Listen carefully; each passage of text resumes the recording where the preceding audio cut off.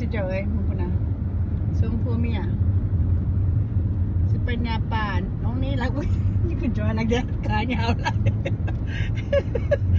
45 minutes drive โอเคเบิ้งของสแน็คเปิ้นม่วงดิฟเจล เลี้ยงก้าว เลี้ยงกามเอามีบะม่วงมีในอีกมือตายข่อยเอาใส่ในบอลนี่แหละเบิ้งไว้บอลนี่ว่าใส่ถือกันนั้นพอดีวันนี้ก็น้ำบานอีกเห็นไหมคักไหลคัก ไฮคลาส high class low income ไฮคลาสเลยครับ คักไปเดินไปเที่ยวกินไวน์ on a Monday like this one this week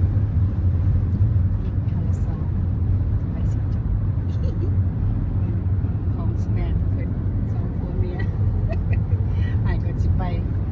นาป่า45 minutes we pack and eat in the car like 10 hours drive พักหลายสองผัวเมียเอาเอ้ย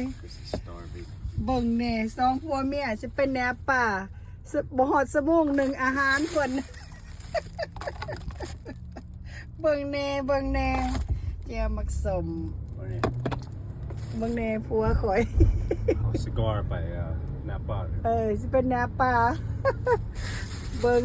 มีม่วงดิบอีกเห็นแล้วงามขังนะนี่สิจะโอ้ยน้ำลายเฮ้ยน้ำระบดีนะสองผัวเมียสิไปแนวป่า on a Monday ไปกินไวน์เบิ่งเพิ่นกับอาหารเพิ่นอันนี้ก็อาหารเมียมีสมมะม่วงมีข้าวละซองเบิ่งแน่สิจะเอ้ย not evenบุคคลสมอง not even an hour 45 minutes drive ยันหิว ปานเพิ่นสิหิวมาแต่ไสนี่เอาสิกินกันเด้อ